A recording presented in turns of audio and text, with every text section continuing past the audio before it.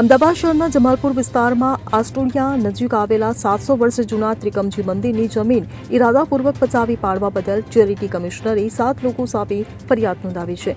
ખોટા દસ્તાવેજોના આધારે 700 વર્ષ જૂના મંદિરની જમીન હડપ કરવા અંગે ચેરિટી કમિશનરે ગાયકવાડ હવેલી પોલીસ સ્ટેશનમાં ફરિયાદ નોંધાવી છે.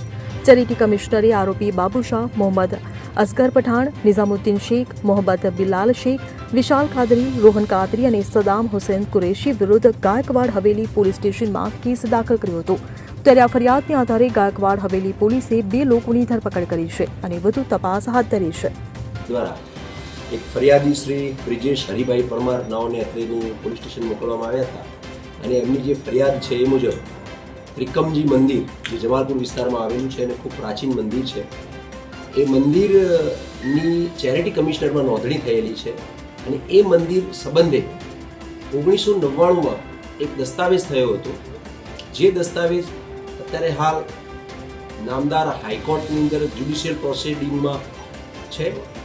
એના અનુસંધાનમાં અન્ય લોકો દ્વારા જે આ કામના જે આરોપીઓ છે એમના દ્વારા એક નવો બીજો દસ્તાવેજ બનાવવામાં આવ્યો, જે 2023માં બનાવવામાં આવ્યો હતો અને એ દસ્તાવેજ અનુસાર એ જમીન એમને વેચાણે લઈ લીધેલી હતી.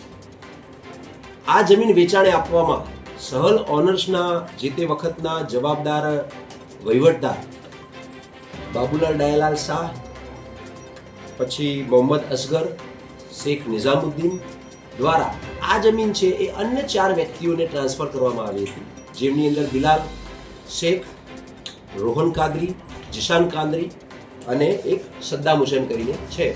આમ 7 આરોપીઓ વિરુદ્ધમાં ચેરિટી કમિશનર શ્રી દ્વારા મોકલવામાં આવેલા ફરિયાદી દ્વારા ફરિયાદ આપતા ગઈકાલે ગાયકવાડ હવેલી પોલીસ સ્ટેશન ખાતે ગુનો દાખલ કરવામાં આવ્યો છે. આજે આરોપીઓ છે એમાં કોનો શું રોલ હતો અને કઈ રીતે આ સમગ્ર કૌભાંડ કર્યું આટલા?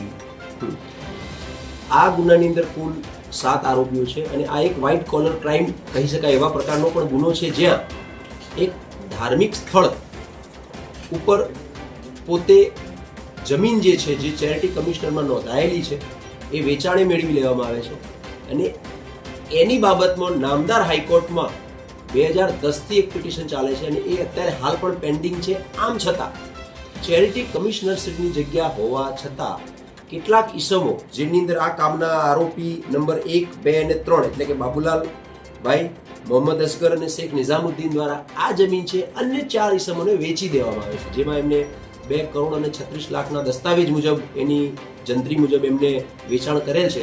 તો સદર ગુનાની અંદર ફોર્જ દસ્તાવેજો ઊભા કરી અર્થાત 2016માં ઠરાવ 9 ભેગું ઊભો કરવામાં આવે છે, જે પણ એકદમ ફોર્જ દસ્તાવેજ હતો.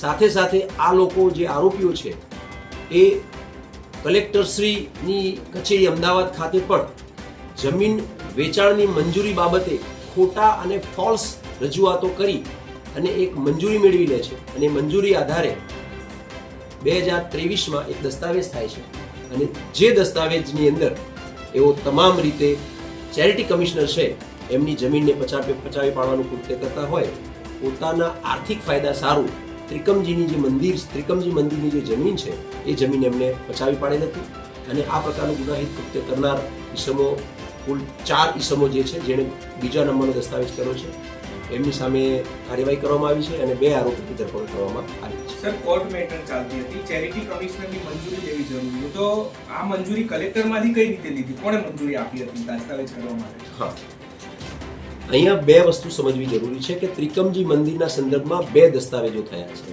એક છે રુસ્તમ શેખ સાથે CN24 ન્યૂઝ, અમદાવાદ. હવે જુઓ દેશ દુનિયાની તમામ ખબરો તમારી આંગળીના ટેરવે. ઉઠાવો મોબાઈલ અને Google Play Store પરથી ડાઉનલોડ કરો અમારી CN24 ન્યૂઝ મોબાઈલ એપ.